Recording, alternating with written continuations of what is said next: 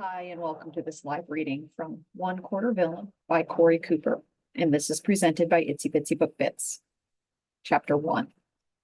Every good fairy tale needs a villain. Of all the gifts Maddy thought she might receive for her 17th birthday, a DNA kit from Heritage Hunt was not on the list. Not even in the top 10 or the top 1,000. Wow, Grams, this is... She stretched a smile that she hoped looked more convincing than it felt. Um, great. Thank you so much. It was a good thing Grams wasn't there in person. Maddy would have had a much harder time faking enthusiasm if Grams were sitting across the kitchen table instead of watching her open presents through the computer screen. Do you like it, dearie? Grams moved forward so quickly that her image buffered. For a couple of seconds, Maddy watched tiny pixels of Grams rearranged to form her face again. Maddy examined the writing on the back of the box. I've never done one of these before. How does it work? Oh, it's easy as pie, dearie. You just swipe your cheek with a cotton swab. I do believe there is one included. Pop it in the envelope and send it back to the company. Her smile was so bright that Maddy felt like a despicable human being. What was she expecting from Grams anyway? 2 years ago, she sent Maddy a dusty mirror that looked like it came from a yard sale. And last year, Grams had sent a 6-foot staff she had whittled out of wood. When the mail guy delivered it, he was so curious that he stuck around to see what was inside. Remembering that birthday made Maddy grateful that at least this year she didn't have Herman the postman watching her pretend to smile while she opened Grams' gift. Maddy set the genealogy kit next to the computer and dug deep for some real sincerity this time. Thanks for always remembering my birthday, Grams. You're the best. Oh, Grams placed a hand over her heart. You sweet, sweet thing. Please make sure you call me as soon as you get those results back. To see what you made of. Her laugh sounded like fairy bells. I will. Maddy's voice trailed off as footsteps pounded up the driveway. Hey, Gramps, don't go yet, okay? It sounds like Leo's here. You'll want to say hi.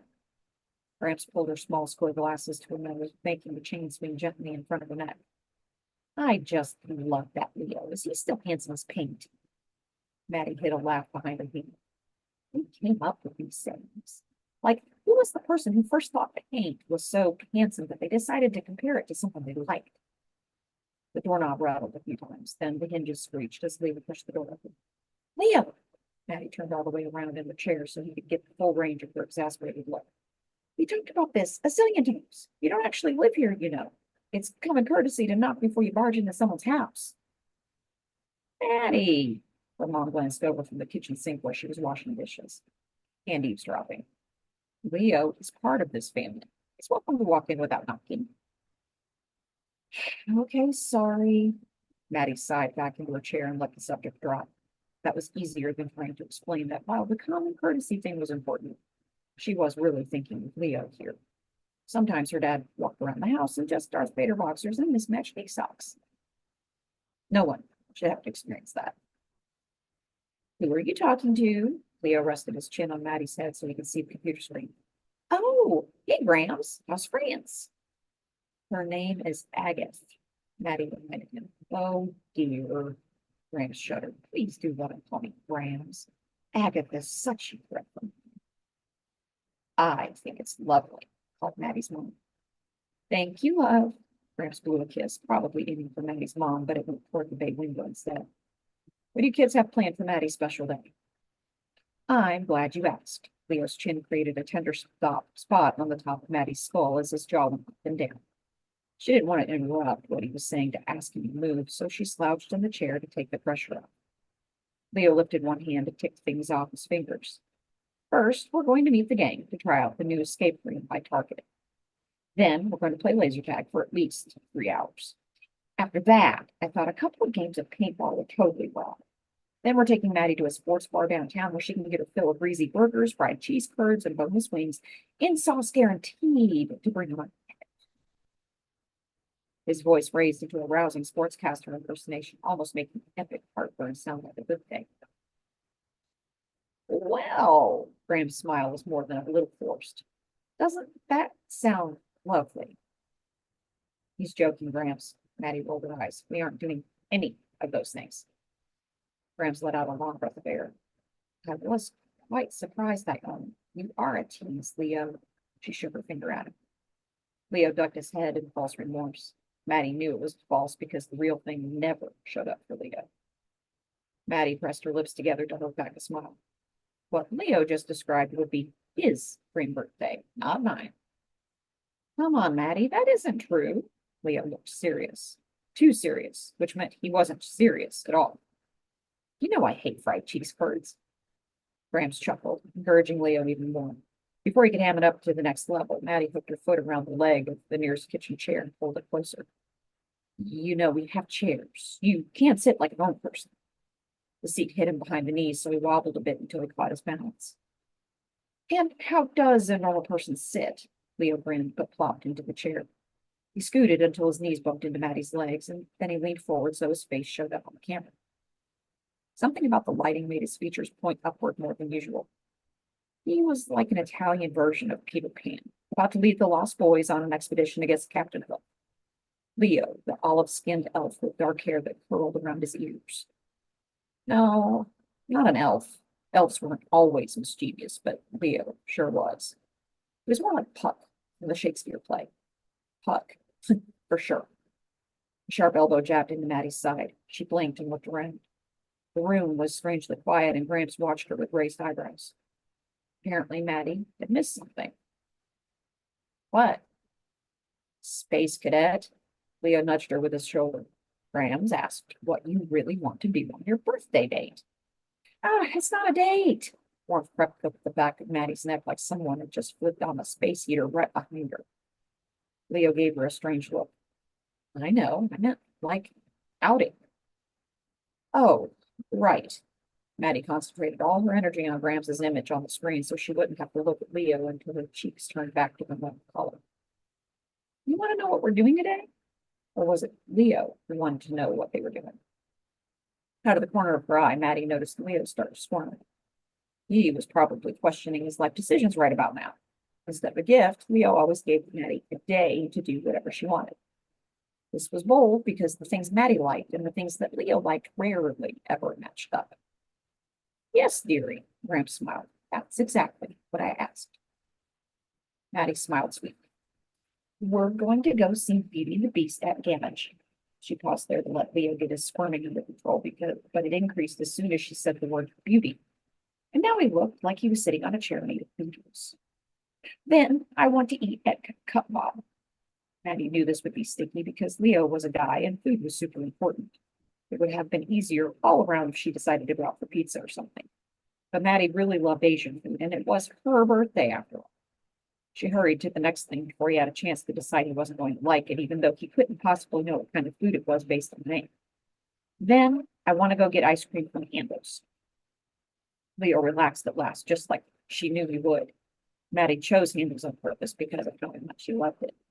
He was her best friend, and she didn't want him to be totally miserable the whole time. He needed something to look forward to, something safe, and ice cream. That sounds like a wonderful day. Gramps clasped her hands under the chin. I have a soft spot for the story of Beauty and the Beast, I must say. The musical is just lovely. Wait a sec. Leo sat up straight. Going to a play isn't the same as a movie theater, right? Don't those shows sell out? You have to buy tickets way far in advance. I'm pretty sure. Maddy tried not to laugh at how hopeful he looked. Mom and Dad bought me tickets months ago. I was going to take Izzy or Savannah, but then I decided to use them for your present. Oh, Leo's shoulders drooped. That's lucky then. It was Maddy's turn to nudge Leo. Come on, you can use a little culture. It will be fun. Right, Leo recovered quickly. He always did. Yeah, of course, sure it will. What time is this show, play, thing? Maddy checked the time. Oh, oops, we better go, Gramps, just in case there's traffic. Thanks again for the present. Love you. Love you too, my Madalena. Have a wonderful birthday, and please do call me when you get your test results back. I will. Talk to you next week, same time. Gramps nodded and blew a kiss aimed right at the center of Maddy's forehead. This time she was spot on. Maddy waved until Gramps' screen went black. Then she shut the lid of her laptop. Leo reached for the Heritage Hunt box. What test? She gave you a test? Is this it? What kind of test is this? Maddy didn't bother answering as she stood up and stretched her arms above her head. Leo was doing this thing where he rapid fired questions while he was figuring out the answers for himself. He didn't really need her to respond. Oh, this is one of those genealogy things. Why did she give you that? David did one of these when he found out he was adopted, but I don't know why other people read them. Leo tossed the box back onto the table. Time screeched to a halt. Maddy's heartbeat slammed against her ribs so hard it was painful to breathe. Mom? Yes? Her mom was focused on wiping counters so she didn't look at Maddy. Pounding filled Maddy's ears as her knees began knocking together. Mom? Yes, Maddy, I answered you the first time. Yeah, but you won't look at me, her voice sounded shrill. Mom! Maddy's mom finally stopped what she was doing and placed her fist on her hip. You have my full undivided attention. What is it? Words rushed up Maddy's throat and got stuck there. She swallowed and tried again. Am I adopted? Is that why Gramps gave me this DNA test? Now that the words were out, irritation followed close behind her. Gramps said she couldn't wait to find out what I'm made of. Is that because she doesn't know what I'm made of? Who am I really? Where did I come from? And why didn't you and Dad tell me yourselves instead of making Gramps do it? This is a horrible way to break that kind of news. Leo snickered, but Maddy ignored him. She couldn't put up with his nonsense in the middle of an identity crisis. Adopted? Her mom dropped the Brody rag and stepped closer. Whatever gave you such an idea? Maddy jabbed a thumb at Leo. His stepdad was adopted and took this test to find out his family history. Her mom stopped in front of Maddy and rested both hands on her shoulders. Look into my eyes. Maddy did. They were vivid green, like unnaturally green, with a ring of blue right around the pupil. Just like Gramps' eyes. And just like Maggie's. Of course you aren't adopted. Maddy's mom wrapped her arms around her daughter. You're 100% ours. Maddy took a couple of deep breaths, letting the mom's words calm her down. She had to be telling the truth. Both of Maddy's parents were horrific liars. Plus, since Maddy was an only child, they usually told her everything about everything. She actually quit asking them questions and started using Google because they didn't know when to stop telling her things. They for sure would have told her if she was adopted. She would have remembered that before she ran away with herself. I wish I was adopted, Leo said. Leo! Maddy's mom swatted his shoulder with the back of her hand. What a thing to say! He ran his fingers through his hair. Seriously, have you been to my house? My family put the crazy in Crazy Town. Leo Romano, you'd be grateful for your family. You would miss them if they were gone. Maddy's mom had to cover her smile with an exaggerated frown. Yes, ma'am. Leo stood up, his posture stiff as a soldier. She shook her head. Are you two headed out? Maddy checked her watch, grateful for something to do other than feel stupid about overreacting. Yeah. Are you ready, Leo? Born ready. Leo rubbed his hands together like a supervillain. Let's go watch a chick show, eat food I don't know anything about, and have some great ice cream. That's the spirit. Maddy shot him a look on her way down the hall to fix her hair. She was pretty sure there was a chin-shaped dip she needed to brush out before she went out in public. The first bite of ice cream was always Maddy's favorite, before the ice numbed her taste buds and she couldn't taste anything anymore. She closed her eyes to shut out the noise around her and let her tongue tingle with chocolate and honeycomb and silky smooth vanilla ice cream. When she opened her eyes, Leo stared at her like she was all kinds of nuts. What? She sat up straighter, trying not to feel like an idiot. I believe ice cream should be savored. Oh, I know. Leo took a huge bite of his cone, spraying bits on the table while he chewed. Just think you're weird is all. It goes both ways. Maddy tucked a lock of hair behind her beard. Thanks for the play and dinner and this ice cream. It really was the best birthday outing ever. Yeah, Leo grinned. I'm glad you made me go to cup ball. I never would have done that on my own.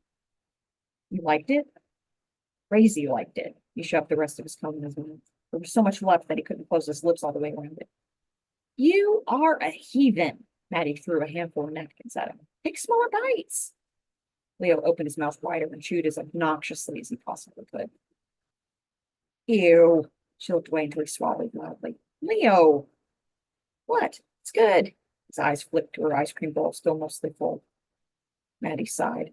She thought she had more time. Leo always ate fast, but football season made him even worse. She handed him the extra spoon she'd snagged before they sat down and pushed her bowl closer to the middle of the table. Leo didn't waste any time. He scooped up a big spoonful of ice cream and stuck it into his mouth. His eyes lit up. Okay, I get you now. This is awesome. Right? She carved out a boundary to show Leo how much more she wanted, then pointed her spoon at it to make sure he saw. Leo saluted. His mouth was too full to answer. Maddy couldn't resist a smile. He was just so Leo. What did you think about the play? Leo paused with his spoon hovering in the air. Honestly, Maddy nodded. His eyes darted to the sides as he leaned forward. Leo spoke so quietly that Maddy had to focus on his lips to hear his words. I actually really liked it, but if you tell anyone that, I will destroy you. Maddy pressed her tongue to the roof of her mouth to stop all the I told you so's from sliding in. It was tempting to dance around handles, singing about how right she was with a couple meaners thrown in for fun, but Maddy was better than that. And she really didn't need to say anything. It was satisfying in her soul that they both knew she was right. Tell me what you like best. She leaned back in the chair and watched his face. Beast. Leo dipped his spoon back in the bowl. He was sick, like that part where he flips out and then saves her from the wolves. Epic. Actually, she saved him from the wolves. Leo paused to give Maddy an incredulous look. Whatever, that's not even possible. She's half his size. That's what makes it such a powerful moment. No. Maddy glanced down, gearing up to argue her point until he conceded or ran away screaming, whichever came first. Except there was a streak of melted chocolate across her fingers. It totally distracted her from what they were talking about. She reached for a napkin to wipe it away and remembered she was touching her face with her hair was tickling her nose. Right. That meant she probably had chocolate all over her face now, too. So should she pull out her phone and do the selfie mode to check? No. She hated when people did that. She should just go to the bathroom and use the mirrors. Except that earlier, Leo had to wait forever for her to go get through the enormous line at the restrooms after being the beast. She could only imagine what he would say if she told him she needed to go again. Maddy put the napkin down and sighed. Do you have anything on my face? Leo nodded solemnly. I mean, besides my nose, eyes, freckles, mouth. Leo continued to nod, the corner of his mouth twitching in and out of a smile. Maddy let out a huff of air. I mean, anything that isn't supposed to be there, like chocolate. Is there chocolate or ice cream or bits of food on my face? Leo shook his head with a grin. Why are you such a brother? Maddy stole his clean napkin to wipe her face just to be sure. I can't trust you at all. The spoon dropped with a clatter as Leo placed a hand over his heart. Savage. Maddy tossed the napkin at his head, but it just fluttered to the table harmlessly. I was saying, Leo raised his voice and sniffed like he was mortally offended. Before, I was so rudely interrupted, but the beast was seriously lit, way better than the Gaston guy. He was a fun. I'm glad Belle didn't fall for his garbage. Maddy shook her head. She actually agreed with what Leo was saying about Gaston. It was all of the nonsense he said before that she took issue with. Leo kept talking. So I was thinking about that enchantress chick. Evil enchantress, Maddy corrected him. No, that's what I mean. I don't think she was evil. What? Is that a what because you didn't hear me, or a what because you heard me and think I'm an idiot? Leo smirked. Maddy shook her head, refusing to get distracted by his question. The enchantress used her magic to curse the beast. That makes her the villain. Does it, though? Leo pulled the ice cream bowl closer, but even pretending anymore that it was Maddy's. Does what, though? Does cursing the beast make her evil? He sort of deserved it. The dude was a jerk. Maddy squinted her eyes. I thought you just said he was sick. She deepened her voice to sound as much like Leo as possible. Pathetic. I do not sound like that, Leo said. And I do think he's sick. So jerkiness is awesome. No, Maddy. Leo scraped a spoon on the edges of his side of the bowl, trying to catch every last drop of ice cream. Jerkiness is not awesome. All I mean is it's interesting, right? The enchantress is supposed to be bad. But if she hadn't cursed the beast, he wouldn't have changed who he was, right? No, Maddy was not about to get swept up in one of Leo's philosophical debates, not on her birthday. It's this simple. Gaston, the enchantress, and the asylum guy are all bad. The beast, Belle, and the father are all good. It's black and white, Leo. What about the townspeople? Leo raised an eyebrow. Bad, obviously. They wouldn't help Belle and try to kill the beast. What about Belle? Good, Leo. She's the protagonist. Just because she's the protagonist doesn't mean she's good. I actually think she's kind of stuck up. I've never won her.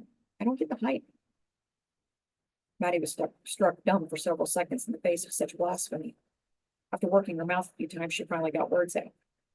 I can't believe you just said that. Everyone loves Belle. Just because people like her doesn't mean she's all good. That's not what I said. Obviously, people liking Belle doesn't make her good. People like her because she's already all good. But no one is all good. Leo pointed his spoon at Maddy before he dropped them into the empty bowl of the Belle font. Maddy gave herself a little shake to get her thoughts in order. Remember when we were in second grade and Miss Hinkle taught us about elections by having a class poll on our favorite Disney princesses? No, Leo said. Yes, you do, Maddy exclaimed. Belle won, and guess who voted for her the most? Redheads? Leo smirked. No, Leo, can you be serious for 2 seconds? Probably not. Maddy glared at him. I mean, of course I can, Leo said. Please, Maddy, enlighten me. Boys, Maddy waved her hands. All the boys in the whole class voted for Belle. Not all. Maddy narrowed her eyes. I thought you didn't remember. Well, I do now, and there was one guy who didn't vote for Belle. Who? Maddy asked. This guy. Leo dropped both thumbs at his chest. You remember who I voted for? Maddy hated to admit she didn't remember, so she just stared at him. A smug smile snaked across Leo's lips. Meg. Who? Maddy stared at him. There isn't a Disney princess named Meg. From Hercules. Leo waggled his head in the most irritating way possible. You know, the Disney movie, Hercules? Maddy pushed her chair back and stood. Meg is not a princess. Neither is Mulan. Leo rose to his feet too. And yet, Disney princess she is. Maddy wished she could argue with that. Leo continued. Meg should be everyone's favorite because she's the most real. The most real? Maddy paused to let her words sink in. Cartoon character? Hey, Leo swatted her on. You're the one getting all worked up about this. I'm just saying I like Meg because she wasn't perfect. She made mistakes. She was good and bad, just like everyone. Everyone is not good and bad. Maddy gathered her spoons and napkins, then shoved them into the empty bowl. People are mostly one or the other. And do you think people can change? Maddy groaned inwardly. Despite her best efforts, she was in the middle of a philosophical debate with Leo. He took the trash from her hands while she rubbed her temples. Leo, it's simple. Leo smirked and headed to the garbage can near the front door. He waited for Maddy to catch up before he said, People aren't simple, Maddy. She straightened her purse on her shoulder. Well, I don't think they are that complicated. Leo bunched up his lips and stood there for a minute longer. Tell you what, because it's your birthday, I'm going to let you have this one. Next time, I will argue it until I die. Deal? He held out his hand. Maddy slapped her palm into his and shook. Deal.